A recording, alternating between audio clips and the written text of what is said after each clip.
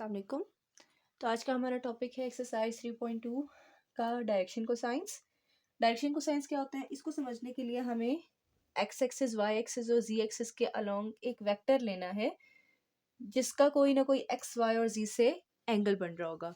I know ये 3D dimension में जब हमारे तीनों एक्सिस होते हैं तो थोड़ा समझना मुश्किल होता है, इसलिए मैं जस्ट पेंस के साथ आपको रिप्रेजेंट करा के दिखाती हूँ। ये आपका एक्स एक्सिस है, एक वाई एक्सिस है और जी एक्सिस क्या है, आउटवर्ड डायरेक्शन में। ठीक है, देखें इस तरह की फिगर बनती है आपकी, सही है। सो ये हमारे 3 डायमेंशनल एक्सिस हो गए। और कोई वेक्टर है, इसी मार्कर को ले लेते हैं। कोई वेक्टर है जो इन्हीं के बीच में कहीं पे है। ठीक है, सो मेरा वाई एक्सिस थोड़ा सा अच्छा समझने के लिए देखिएगा, ये एक्स एक्सिस से अलोंग भी कोई ना कोई एंगल बना रहा है, ये वाई एक्सिस के अलोंग भी कोई ना कोई एंगल बना रहा है और ये जी एक्सिस के अलोंग भी कोई ना कोई एंगल बना रहा है। हमने एक वेक्टर लिया इन तीनों एक्सिस के बीच में। ठीक है, अब ये देखिए, अब ये हमने कोई वेक्टर लिया, हमारी ये फिगर जो मैंने वहां बनाई हुई है ये उसकी यूं कह लें विजुअल रिप्रेजेंटेशन है। ठीक है, तो एक्स एक्सिस के अलोंग भी ये कोई ना कोई एंगल बना रहा होगा, वाई के अलोंग भी कोई एंगल बना रहा होगा और जी के अलोंग भी। यही हमने कहा कि एक्स के अलोंग जो एंगल बना रहा है उसको अल्फा कहेंगे, वाई के अलोंग जो एंगल बना रहा होगा उसको बीटा कह दिया हमने, एंड जी के अलोंग जो एंगल बना रहा होगा उसको गैमा कह दिया। ठीक है, अब हमने करना क्या है, हमने कोसाइंस निकालना है, कॉज ऑफ थीटा की वैल्यू निकालनी है हर एंगल की। मतलब हमने निकालने हैं क्या, कॉज ऑफ अल्फा क्या होता है, कॉज ऑफ बीटा क्या होता है और कॉज ऑफ गैमा क्या होता है। अब आपने कॉज ऑफ थीटा तो पढ़ा है, लेकिन थीटा की जगह यहाँ 3 एंगल डिफरेंट है तो तीनों के नाम लिख लिए हमने। हमने इनकी वैल्यू निकालनी है। क्यों निकालनी है मैम, इनका क्या काम होता है, तो वो बहुत ही डिटेल एक तरह से लेक्चर हो जाएगा, ज़्यादा डीप डाउन गए हम तो इंशाल्लाह आप जब एडवांस मैथ पढ़ेंगे तो आपको इसके ज़्यादा यूजेस भी पता चल जाएंगे कि मैम हम ये सब कुछ क्यों करते हैं। कुछ चीज़ें तो मैं अभी आपको बताने लगी हूँ कि इनके ये किस तरह से हमारे चीज़ों को आसान करते हैं। ठीक है, सो हमारे पास आपको पता है कॉज ऑफ थीटा का फॉर्मूला क्या होता है, बेस ओवर हाइपोटेनस। आपने पढ़ा हुआ है ना, sine perpendicular hypotenuse, some people have curly brown hair, इस तरह से आपने याद किया हुआ है। तो इसी चीज़ को मैंने पकड़ा है कि आपने ये चीज़ पढ़ी हुई है कि कॉज ऑफ थीटा कोई भी एंगल, हमारे पास थीटा की जगह मैं ब्रैकेट्स रख देती हूँ क्योंकि वो मैं नहीं लिखना चाह रही अभी, वो किसके बराबर होती है, बेस ओवर हाइपोटेनस। ठीक है, इसके बराबर होती है। अब आप देखिएगा, मैंने एक एंगल को ले लिया अल्फा को, इसको समझ लिया आपने, तो ये समझ ले बीटा और गैमा के लिए भी सेम वही चीज होगी।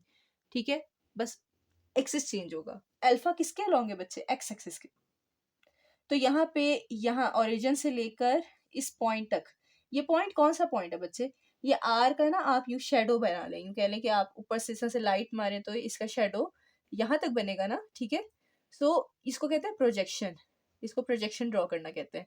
ठीक है, इससे रिलेटेड भी क्वेश्चन आएगा अभी। सो ये प्रोजेक्शन हमने आर की जो ड्रॉ की, प्रोजेक्शन कहते हैं साए को उर्दू में।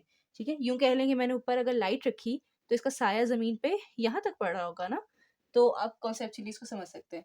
तो ओ से इस पॉइंट तक का फासला अगर हम एक्स एक्सिस के लॉन्ग स्मॉल एक्स कह लेते हैं, ठीक है, स्मॉल एक्स है उसकी वैल्यू, तो हमारे पास इस बेस की वैल्यू क्या है बच्चे, इस ट्राइंगल में कॉज ऑफ अल्फा, थीटा की जगह क्या है अल्फा, और इसमें एक्स एक्सिस के अलोंग वैल्यू क्या रखी हमने, बेस की एक्स, और हाइपोटेनस में हमारे पास क्या है, ये ट्राइंगल है ना, राइट एंगल ट्राइंगल बन गया। ठीक है, तो ये हाइपोटेनस में इसकी वैल्यू क्या है बच्चे, आर। ओके, तो कॉज ऑफ अल्फा किसके बराबर हो गया, एक्स ओवर आर। ठीक है, एक की वैल्यू मैंने निकाल ली, कॉज ऑफ अल्फा किसके बराबर है, एक्स ओवर आर। ठीक हो गया। इसी तरह से जब आप आर का वाई एक्सिस के ऊपर प्रोजेक्शन ड्रॉ करेंगे, ठीक है, तो यहाँ से यहाँ तक की वैल्यू को हम क्या कहेंगे, स्मॉल वाई। ठीक हो गया। इसी तरह से हम क्या कहेंगे, कॉज ऑफ बीटा किसके बराबर होगा, बेस ओवर हाइपोटेनस। अब इसमें ये बेस होगी और ये जो वेक्टर है आर, ये हाइपोटेनस में ही है, तो ये आ जाएगा वाई ओवर आर।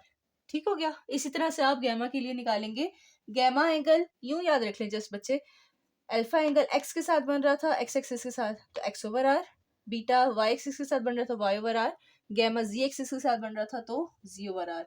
याद रखने की कुछ ट्रिक जरूर है, लेकिन मैं चाह रही थी कि आप कॉन्सेप्चुअली चीजों को पढ़ लें, तो कॉन्सेप्ट मैंने आपको यहाँ पे एक्सप्लेन कर दिया है। ओके, आई होप आपको समझ आई होगी। चले हम क्वेश्चन की तरफ बढ़ते हैं। अब किसी भी वेक्टर, अब ये किसके डायरेक्शन को साइन थे बच्चे, आर डायरेक्शन को साइंस, डीसीज लिख रही हूँ, ठीक है, ऑफ किस वेक्टर के हमने निकाले, वेक्टर कौन था, आर, ठीक है, आर वेक्टर, ठीक है। और आर वेक्टर आप आमतौर पे किस तरह लेते हैं बच्चे, हमने यहाँ पे एक्स वाई जी लिया ना, तो आर वेक्टर हमारे पास क्या है यहाँ पे, X I hat, Y J hat and Z K hat. Are हम यही लेते हैं ना, पिछले क्वेश्चन में मैंने आपको पढ़ा चुकी हूँ कि आर वेक्टर जब सपोज करते हैं तो हम क्या लेते हैं, X I hat, Y J hat and Z K hat, ठीक है। तो उसके डायरेक्शन को साइंस ये डिफाइन हुआ है, क्लियर है बात। उसमें x over r cos of alpha, y over r cos of beta and z over r cos of gamma होता है। आई होप ये चीज क्लियर हो गई होगी आपको। Let's move toward our question. So हमने क्या निकालना है, आर यहाँ पे बच्चे याद रखिएगा, यहाँ मैंने वेक्टर के बगैर लिखा है, ठीक है। यहाँ पे देखें तो ये आर वेक्टर के बगैर लिखा हुआ है, मतलब ये क्या है, खाली आर अगर लिखा हुआ तो ये समझ जाइएगा कि ये आर का मैग्नीट्यूड ही है। आप इस तरह भी लिख सकते हैं, मैंने खाली आर लिखा है जो मैग्नीट्यूड को ही रिप्रेजेंट करता है, ठीक है। वेक्टर के बगैर अगर कोई भी साइन हो तो वो उसका मैग्नीट्यूड रिप्रेजेंट कर सकता है, क्लियर है बात। तो आप चाहें तो इस तरह का साइन यूज कर लें, आपको ये ज्यादा पसंद है तो एक्स ओवर इस तरह हो जाएगा ये, ठीक है, cos of alpha x over r vector magnitude, ठीक है, इस तरह भी लिख सकते हैं, मुझे वो ज्यादा बेहतर पसंद है। अब आपके पास क्वेश्चन दिया हुआ है कि आपका एक वेक्टर है, पहले हमने आर वेक्टर लिया था, यहाँ उन्होंने ए वेक्टर ले लिया, कोई भी नाम हो सकता है वेक्टर का, 2i hat minus 3j hat plus 4k hat एक वेक्टर है, और फाइंड द डायरेक्शन को साइंस ऑफ ए। हमने इस वेक्टर की क्या फाइंड करने हैं, डायरेक्शन को साइंस, ठीक है। सो हम लोग क्वेश्चन स्टार्ट करते हैं अपना। आपका ए वेक्टर दिया हुआ है 2i hat 3j hat and 4k hat, ठीक है। सो हम सबसे पहले हमें क्या चाहिए बच्चे, बटे में हमारे पास क्या है, मतलब डिवाइड में हमारे पास क्या पड़ा हुआ है, आर का मैग्नीट्यूड, ठीक है। तो हमें ए का सबसे पहले क्या चाहिए, मैग्नीट्यूड, ठीक हो गया। अब मैग्नीट्यूड कैसे निकालते हैं आपको पता है, एक्स कंपोनेंट का स्क्वायर प्लस वाई कंपोनेंट का स्क्वायर प्लस जी कंपोनेंट 4 का स्क्वायर, ठीक है, और इसका होल अंडर रूट ले लेते हैं। तो ये आ जाएगा 4 प्लस 3 3 ज़ा 9 प्लस 4 4 ज़ा 16, ठीक है। तो ये हो जाएगा 29 स्क्वायर रूट। आई होप यहाँ तक कोई क्वेश्चन नहीं होगा। नेक्स्ट हमने क्या करना है, सिंपल, आप देखिए यहाँ पे कंपेयर करें इसको आर के साथ, यहाँ मैं लिख भी देती हूँ, चलिए आपकी आसानी के लिए आर में लिख देती हूँ, एक्स आई हैट होता है, वाई जे हैट होता है एंड जी के हैट होता है, ठीक है। अब आप कंपेयर कर सकते हैं इन दोनों को आसानी से, या सिंपल आप ही देखो आई के साथ कौन सी वैल्यू होती है, एक्स की। सो दिस इम्प्लाइज आपको कंपेयर नहीं करना पसंद, ठीक है। तो आप सिंपल देख सकते हो, ये एक्स की वैल्यू क्या है यहाँ पे 2, वाई की वैल्यू -3 और जी की वैल्यू 4, ये कंपैरिजन करके भी कर सकते हैं। और अगर कंपेयर नहीं करना, मैम हमें नहीं पसंद कंपेयर करना, या आपको ये चीज भूल जाती है, तो आप सिंपल देखो आई के साथ कौन सी वैल्यू पड़ी होती है, एक्स की, ठीक है। तो एक्स आपका क्या है 2, हेयर आप लिखें एक्स हमारा क्या दिया हुआ है 2, वाई हमारा दिया हुआ है, जे के साथ वाई की वैल्यू होती है -3 और के साथ जी की वैल्यू होती है, तो वो है 4। यहाँ तक आई होप कोई क्वेश्चन नहीं होगा। और इसके बाद हमने क्या निकालना है, सिंपल डायरेक्शन को साइंस के ये फॉर्मूलाज हैं मैंने जो लिखे हुए हैं, ये आपने याद रखने हैं। नहीं याद रहे तो आपको निकालने का अगर तरीका आता है तो आप निकाल भी सकते हैं, कॉज ऑफ सिंपल ये वाला फॉर्मूला यूज करके बीटा बेस और हाइपोटेनस आराम से आप इसको कैलकुलेट कर सकते हैं, ठीक है। तो कॉज ऑफ अल्फा, हर चीज को रटा मारने की जरूरत नहीं होती, लेकिन ऐसा भी होता है कि कभी कभार चीजें को कहीं ना कहीं याद रखना आपके लिए ही आसान हो जाता है। तो खैर एक्स ओवर आर है, ठीक है, सॉरी ए है अब हमारे पास, यूं कह लें। अब आपका इसको आप, अगर आपको आर याद रहता है ना फॉर्मूले का, तो आप यूं भी कह सकते हैं कि आर आपका ए वेक्टर का मैग्नीट्यूड है, ठीक है। ए वेक्टर का मैग्नीट्यूड आर कह सकते हैं आप। अगर आप नहीं कहना चाहते मैम हमने ए ही रखना है, ए कह दें, ठीक है। लेकिन यहाँ पे फॉर्मूले में भी आप फिर आर की जगह क्या यूज करेंगे, ए, ठीक हो गया। तो इस चीज को अगर आप कंफ्यूज नहीं करना चाहते, देन आप आर रखना चाहते हैं, तो मैं इसको नाम दे रही हूँ अपने सवाल में आर, ताकि बच्चे ज्यादातर इजीली समझ जाए। तो ये क्या हो जाएगा बच्चे, 2 एक्स की वैल्यू आर की वैल्यू स्क्वायर रूट 29, क्लियर है बात। ए का मैग्नीट्यूड उसका नाम दे दिया मैंने आर। ये हमारे पास एक निकल आया। अब जल्दी से वाइंड अप कर लेते हैं। बीटा हमारे पास आई होप समझ आ गया होगा, वाई ओवर आर होता है, तो वाई की वैल्यू डिवाइडेड बाय आर की वैल्यू अंडर रूट 29। इसी तरह से कॉज ऑफ गैमा हमारे पास क्या होता है, जी ओवर आर, जी की वैल्यू इधर देख सकते हैं ना फॉर्मूला, जी की वैल्यू 4, आर की वैल्यू स्क्वायर रूट 29, ठीक है। तो ये चीजें आपको रिक्वायर्ड थी, आंसर है, यही आंसर है, ओके। उम्मीद है आपको ये क्वेश्चन समझ आया होगा। Let's move toward the part 2। तो क्वेश्चन नंबर 5 का पार्ट 2 करने के बजाय मैं क्वेश्चन नंबर 6 का पार्ट 2 लिखा है, क्योंकि ये बिल्कुल ही इस टॉपिक से रिलेटेड है। 5 का पार्ट 2 प्रोजेक्शन से रिलेटेड आ जाता है, तो उसका थोड़ा डिफरेंट कॉन्सेप्ट है। तो हम पहले इससे रिलेटेड जितने क्वेश्चन हैं उनको फाइंड अप कर लेते हैं। A vector r is equally inclined with the coordinate axis. Coordinate axis कौन से होता है? X axis, y axis and z axis. ठीक है, ये प्लेन, ये कोऑर्डिनेट एक्सिस है ब्लैक वाले। And r magnitude is equal to 5। उन्होंने बता दिया आपका जो आर की वैल्यू है ना, जो डिवाइड में होती है, आर जो आर मैग्नीट्यूड ही होता है, ठीक है, वो क्या दिया हुआ उन्होंने? 5 गिवन है। ओके, और उन्होंने कहा क्या है? आर की वैल्यू फाइंड, आर की वैल्यू फाइंड करें। वो क्या होती है बच्चे? X I hat, Y J hat and Z K hat. Are हम यही लेते हैं ना, ठीक है, जनरल फॉर्मूले में। तो x I hat, Y J hat, ji K hat की वैल्यू फाइंड करनी है। इसमें मतलब आपने फाइंड क्या करना है? बेसिकली आपने एक्स की वैल्यू, वाई की वैल्यू और जी की वैल्यू फाइंड करनी है। ठीक हो गया? तो अब ये चीज देखिएगा, इस क्वेश्चन में दिया हुआ क्या है कि एक वेक्टर है, ये आपका कोऑर्डिनेट एक्सिस कह लें, ठीक है। दोबारा से इसको ले लेते हैं हम, ठीक है। ये देखिएगा, अब आपके पास ये वेक्टर है, वो कह रहे हैं इन कोऑर्डिनेट एक्सिस का इस वेक्टर इस तरह से है ये कि एक्स एक्सिस के साथ भी उसका एंगल वही बन रहा है जो वाई एक्सिस के साथ बन रहा है और जी एक्सिस के साथ, मतलब तीनों एक्सिस के साथ उसका जो एंगल है ना वो सेम है। इस इक्वली इंक्लाइंड का मतलब क्या है? इस वेक्टर का इन तीनों के साथ जो है एंगल वो सेम है, ठीक है। इसका मतलब क्या हुआ कि हमारे पास अल्फा, बीटा और गैमा तीनों एंगल क्या हैं? आर इक्वल, ठीक है, ठीक है। तो हमारे पास अल्फा बीटा गैमा अगर इक्वल होंगे, सो दिस इंप्लाइज, तो कॉज ऑफ अल्फा की वैल्यू, कॉज ऑफ बीटा की वैल्यू और कॉज ऑफ गैमा, देखिए एंगल जब सेम होगा तीनों के अंदर, तो क्या इनकी वैल्यू बराबर नहीं हो जाएगी? हो जाएगी, ठीक है। ये जब एंगल बराबर है तो इनका कॉज लिया जाए, अंदर की वैल्यू ही सेम है तीनों में, तो कॉज की वैल्यू भी सेम ही आएगी, ठीक है। सो हमारे पास इनकी वैल्यू को हम क्या ले लेंगे? लेट कर लेंगे cos alpha, cos beta, cos gamma, जो तीनों बराबर है आपस में, उसको मैं इस क्वेश्चन को सॉल्व करने के लिए ले रही हूँ एल। सपोज के भी ले सकते हैं, आपको मर्जी है, ठीक है। एल वैल्यू ले ली मैंने। अब मैं आपको एक प्रॉपर्टी पढ़ाने लगी हूँ, डायरेक्शन को साइंस की एक लिखी होती है, वो आपको बुक में नजर आ जाएगी कि हमारे पास ये थोड़ा सा कॉन्सेप्ट वाला मिटा देते हैं जगह के लिए। कॉज ऑफ अल्फा का स्क्वायर कॉस स्क्वायर अल्फा कहलाता है, ठीक है। कॉज ऑफ अल्फा का होल स्क्वायर जो होता है ना, वो कॉस स्क्वायर अल्फा कहलाता है। ये आपको चीजें मैं ट्रिग्नोमेट्री में पढ़ाऊंगी इंशाल्लाह, आपने कुछ चीजें पढ़ी हुई भी है 9-10 में, ठीक है। तो हमारे पास कॉस स्क्वायर अल्फा, इसका स्क्वायर किया जाए फर्स्ट एंगल का, सेकेंड एंगल का स्क्वायर किया जाए एंड थर्ड एंगल का स्क्वायर किया जाए, तो हमारे पास आंसर आता है हमेशा 1। ये एक प्रॉपर्टी है। अब ये कैसे होता है ये हम इसी में ही पढ़ लेंगे, ठीक है। इसमें हम लोग cos square alpha, cos square beta, cos square gamma वाली प्रॉपर्टी यूज करेंगे, ठीक है। ये 1 के बराबर होती है। मैं आपको बल्कि ड्राइव करा देती हूँ, इतना ज्यादा टाइम नहीं लगेगा इंशाल्लाह। तो कॉस स्क्वायर अल्फा क्या होगा? X square over r square, ऊपर नीचे दोनों का स्क्वायर हो जाएगा। कॉस स्क्वायर बीटा क्या हो जाएगा? वाई, इनकी वैल्यू पुट करें ना यहाँ से, ये 1 के बराबर कैसे, मैं आपको ये ड्राइव करवा रही हूँ। ये r square plus cos square gamma क्या हो जाएगा? Z square over r square, ठीक है। सो अब हमारे पास ये सबके नीचे आर स्क्वायर है, तो as a whole r square, ऊपर क्या हो जाएगा? एक्स स्क्वायर, वाई स्क्वायर और z square as it is, ठीक है। अब आपको पता है कि आर वेक्टर अगर आपके पास एक्स आई हैट है, वाई जे हैट है, मैं ज्यादा एक्सप्लेन नहीं करूंगी बच्चे, क्योंकि आपको चीजों का ऑलरेडी अब तक आइडिया हो जाना चाहिए। तो आर आपके पास जो मैग्नीट्यूड की वैल्यू है वो क्या होगा? X coordinate square, y coordinate square और जी कोऑर्डिनेट स्क्वायर का होल अंडर रूट होगा, ठीक है। और आर का अगर मैं दोनों साइड पे स्क्वायर ले लूं तो क्या स्क्वायर रूट कैंसिल नहीं हो जाएगा उसके स्क्वायर से? ठीक है, तो स्क्वायर और स्क्वायर रूट कैंसिल, ठीक है।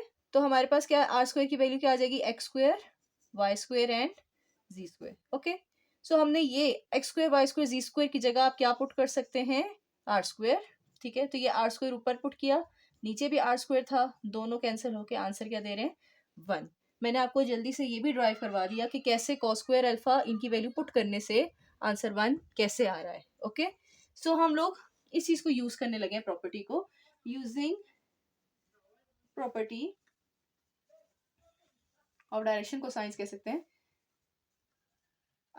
कि हमारे पास cos square alpha plus cos square beta plus cos square gamma बराबर होता है 1 के। ठीक है, अब आपने तीनों की वैल्यू किसके बराबर लेट की हुई थी बच्चे?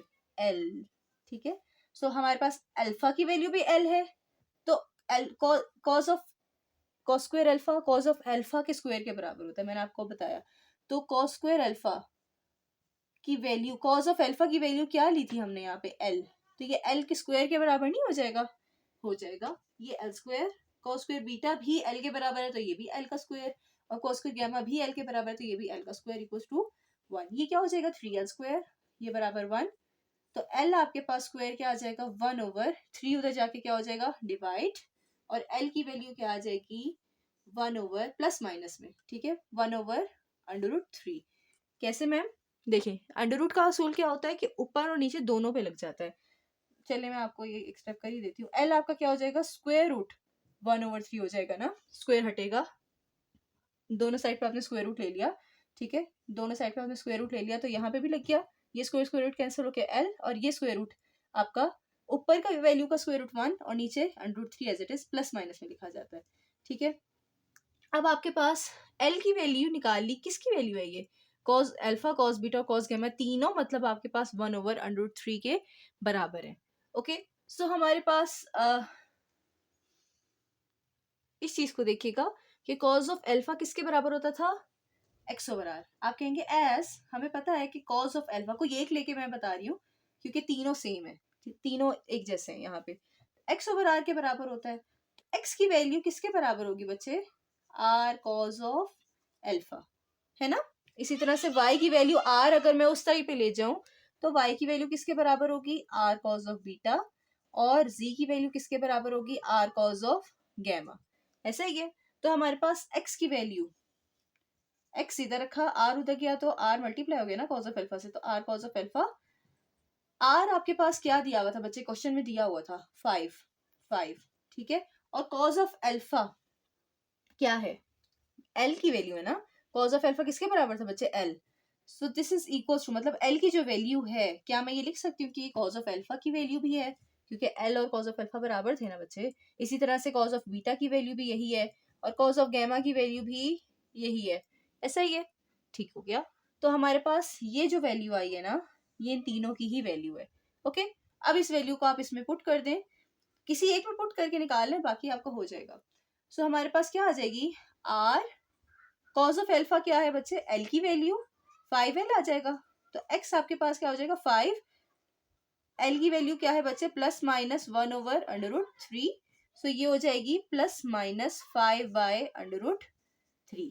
ठीक है, x की वैल्यू जो निकली आप खुद बताएं, y की वैल्यू भी यही निकलेगी, r भी 5 है और cos ऑफ बीटा भी l ही है, तो y की वैल्यू भी यही निकलेगी और z की वैल्यू भी यही निकलेगी। मैंने जस्ट फॉर्मूले आपको लिख के दिखाए थे ताकि आपको चीजें समझ आ जाए, वरना ये लिखना जरूरी नहीं है। एक से ही आप बाकियों की वैल्यू निकाल सकते हैं।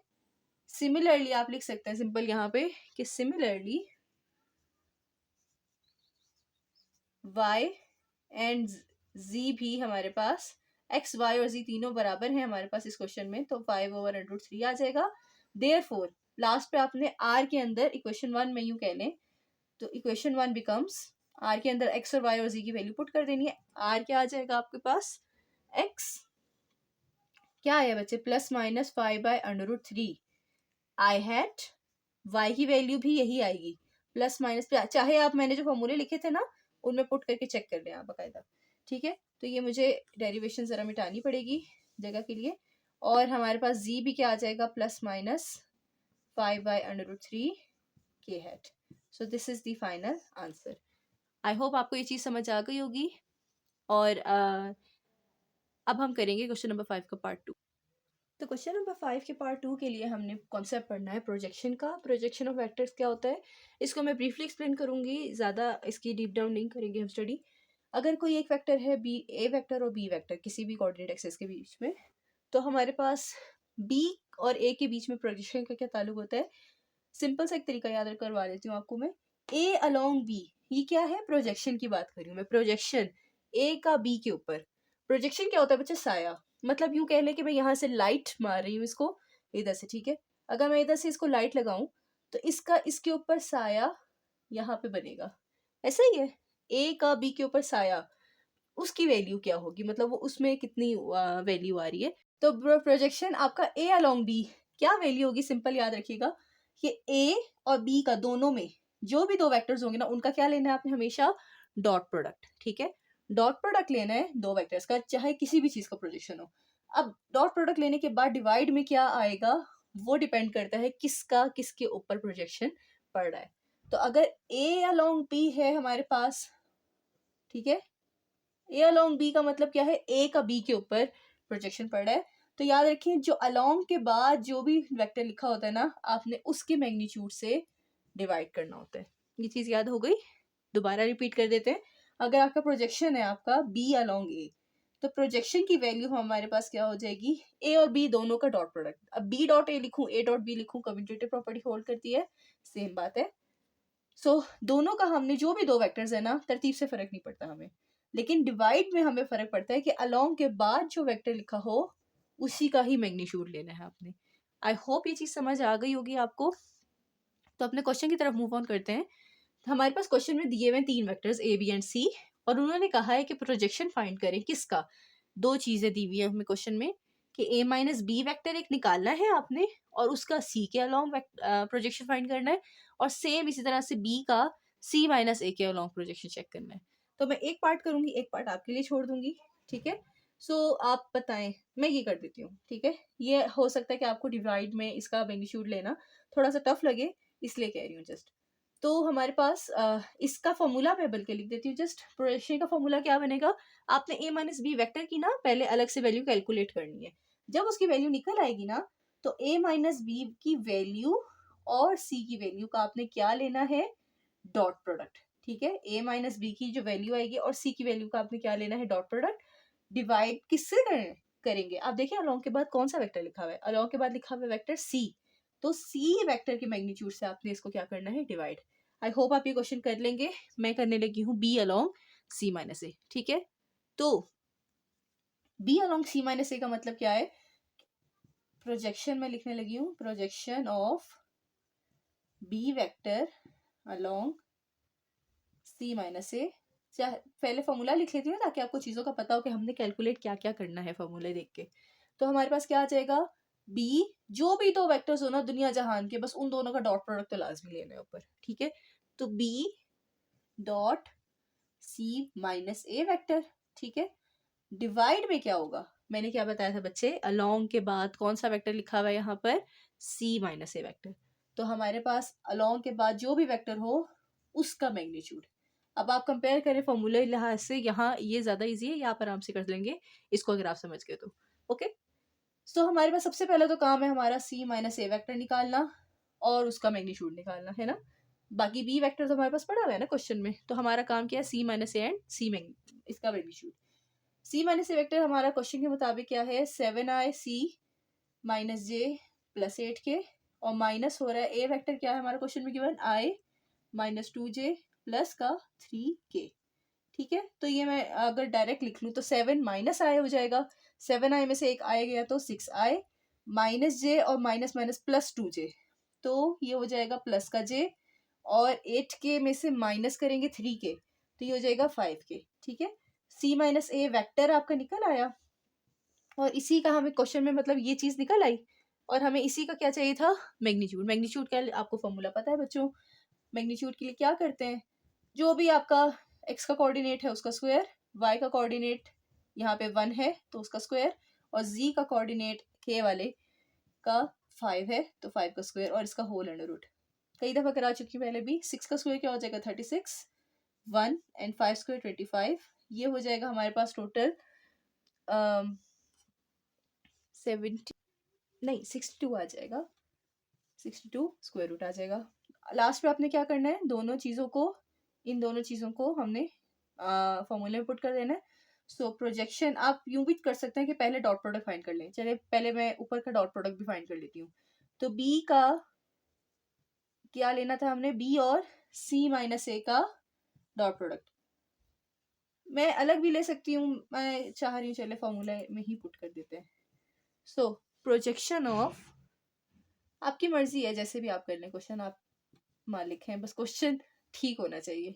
Of B along C minus A, हमारे पास क्या आ जाएगा, इन दोनों का डॉट प्रोडक्ट, बी और सी माइनस ए का dot product divided by C minus A का मैग्नीट्यूड। ठीक है, तो जी हमारे पास बी क्या था, 3i माइनस टू जे प्लस के, 3i माइनस टू जे प्लस का के हैट, और सी माइनस ए वेक्टर हमारे पास क्या आया था, 6i प्लस जे प्लस 5 के हैट। सिंपल।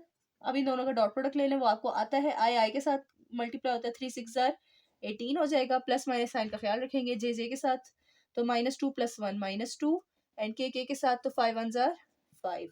मैं ये चीज़ बार बार नहीं एक्सप्लेन करूंगी, मैं पहले करवा चुकी हूँ कई दफ़ा। तो ये 18 + 5 क्या हो जाएगा, 23 में से 2 गए, 21 by square root 62। So this is the answer of the projection of B along C minus A. Same इसी पैटर्न पे आपका पार्ट 1 है। उम्मीद आपको ये समझ आ गई होगी। So let's move toward the question number 6 part 2। तो क्वेश्चन नंबर 6 का पार्ट 2 हमें क्या कह रहे हैं कि हमारे पास 3 वर्टिसेस गिवन है किसी भी ट्राइंगल के। ठीक है, तो हमने ये शो करना है कि ये जो ए बी सी ट्राइंगल बन रहा है ना, ये राइट एंगल है। और मैं बता सकती हूँ ये मैंने फिगर राइट एंगल के लिहाज से ही बनाई है। सो हमने क्या प्रूव करना है कि ये फिगर हमारे पास जो है इसमें राइट एंगल बन रहा है और राइट ट्राइंगल है, and find the other 2 angles. एक एंगल मतलब इसमें क्या होगा, 90 का होगा, और बाकी 2 एंगल्स हमने फाइंड करने हैं। ठीक है, सो हमारे पास कैसे क्वेश्चन करेंगे, अब आपको ए बी सी के लिए कुछ 2 वेक्टर चाहिए होंगे। राइट एंगल हमने फाइंड करना है, तो हमें कोई से भी 2 वेक्टर कह ले, ए बी एंड ए सी कह लें। ठीक है, आपकी मर्जी है, A B and B c कर लें, कोई भी 2 वेक्टर हमें फाइंड करने हैं। तो हमारे पास क्या हो जाएगा, let us find the vectors first for triangle ABC। हमने कौन कौन सी लाइंस फाइंड करे हैं, हम a b vector and B c vector. ठीक है, सो हमारे पास, आप कहेंगे मैम हमें ए बी और बी सी ही क्यों, A B B C and C A इस तरह से भी ले सकते हैं, आप तीनों वेक्टर फाइंड कर लें। असल काम हमारा क्या है, असल काम हमारा है कि हमें उन तीनों के बीच में अपने डॉट प्रोडक्ट फाइंड करना है। डॉट प्रोडक्ट फाइंड करके देखना है, आपको पता है ना परपेंडिकुलर वेक्टर्स में क्या होता है, परपेंडिकुलर अगर ए और बी वेक्टर एक दूसरे पे परपेंडिकुलर हो तो हमारे पास क्या होता है, इन दोनों का ही डॉट प्रोडक्ट जो होता है वो क्या होता है, 0। ये चीज़ हमने पढ़ी थी और ये मैंने उधर साइड पे करके भी लिखी हुई थी पिछले लेक्चर्स में। तो हमारे पास परपेंडिकुलर वेक्टर्स में ए और बी अगर एक दूसरे पे परपेंडिकुलर है तो उनका डॉट प्रोडक्ट क्या होता है, 0। हमने करना क्या इस क्वेश्चन में बच्चे, 3 वेक्टर्स फाइंड करने हैं। ठीक है, इनमें से किसी भी 2 वेक्टर्स के बीच का डॉट प्रोडक्ट अगर 0 आ जाता है, ठीक है, तो वो हमारे पास परपेंडिकुलर होंगे। और परपेंडिकुलर होने का मतलब क्या है, उनके बीच में एंगल क्या होगा, 90 का। और 90 का एंगल क्या शो कर होगा कि वो ट्राइंगल क्या होगा, राइट एंगल। अगर ये चीजें समझ नहीं आई, सो लेट्स मूव ऑन, आपको समझ आ जाएगी साथ के साथ। ए बी वेक्टर हमारे पास बच्चे निकलता है बी में से ए वेक्टर को माइनस करके।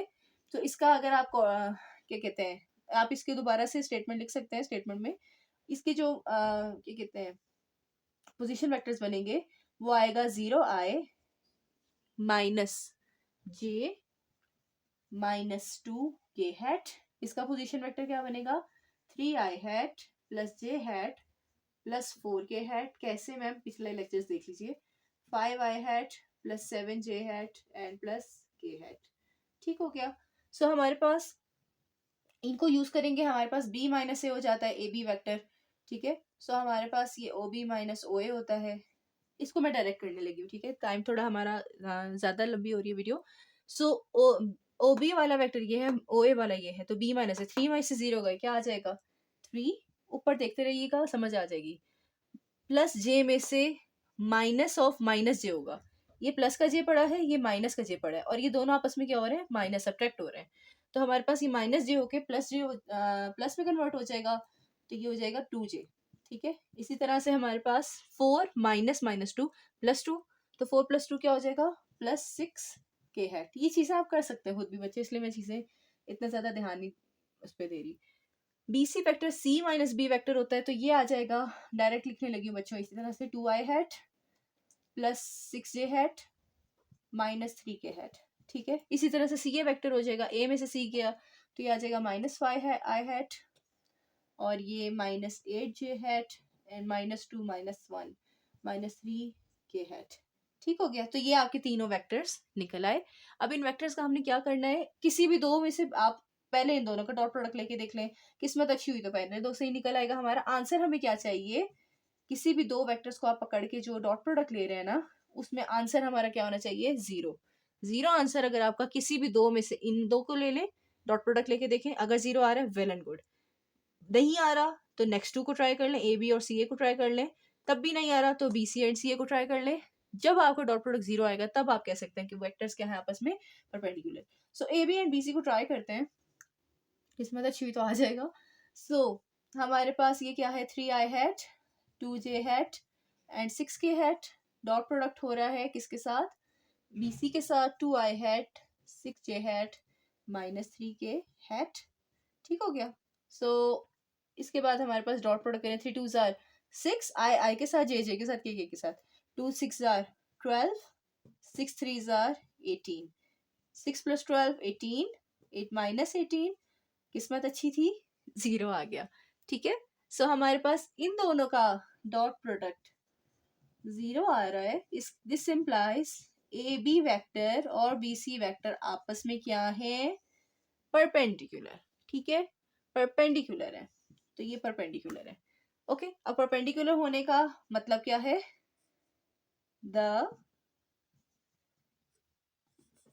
मतलब इसका मतलब क्या है, angle, one of the angle हमारे पास, द एंगल, या यूं सॉरी इसके बीच में कहते हैं, द एंगल बिटवीन देम।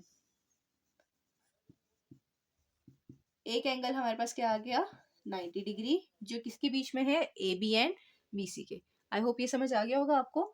तो यहाँ पे फिगर वाइज ना a B and B C के बीच में 90 का बनना चाहिए। तो यहाँ पे मैंने पॉइंट्स की थोड़ी गड़बड़ की हुई है, इसको बी पॉइंट कह दें और इसको ए पॉइंट कह दें। तो अब आप कह सकते हैं कि a B and, a b की तरफ एरो लगा दें, a B and B C के बीच में एंगल क्या बन रहा है, 90। ठीक हो गया। सो अगर आप इसी ट्राइंगल को सीधा करके देखेंगे तो ये ए बी सी ट्राइंगल है, A B and B C के बीच में हमारा एंगल 90 है, और हमने कोई भी दूसरा एंगल निकालना है। ये थीटा, आप ये भी कह सकते हैं थीटा, आप इसको भी कह सकते हैं, कोई भी एंगल आपने निकालना है थीटा। तो मैं आपको कॉस का थीटा फॉर्मूला हम यूज कर सकते हैं, साइन का फॉर्मूला भी यूज कर सकते हैं। तो कॉस का फॉर्मूला क्या होता है, बेस ओवर हाइपोटेन्यूज। ठीक है, तो बेस हमारे पास क्या है बच्चे, ए बी, ऐसा ही है, एंड हाइपोटेन्यूज हमारे पास क्या है, ए सी, ऐसे ही है। अब ए बी और ए सी बेस और हाइपोटेन्यूज की वैल्यूज है, लेकिन हमें वेक्टर नहीं चाहिए, हमें उनकी वैल्यू चाहिए। वैल्यू क्या होती है, उसका मैग्नीट्यूड।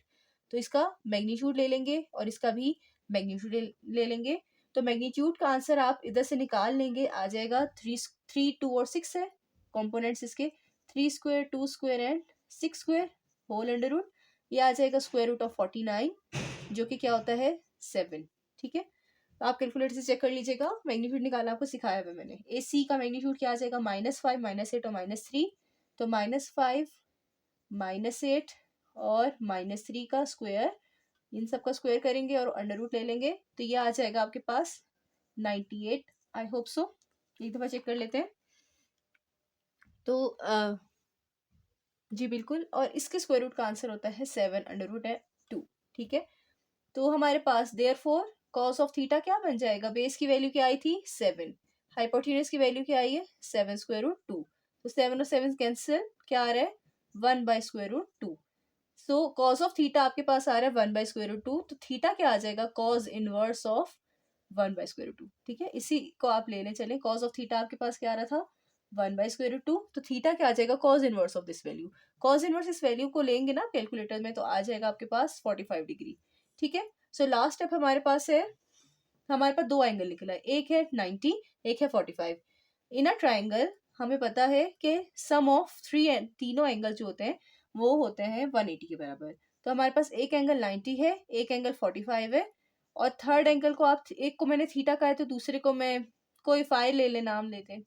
ठीक है, बस एंगल का ही नाम ले लेना, या इसी को दोबारा भी आप थीटा कह सकते हैं।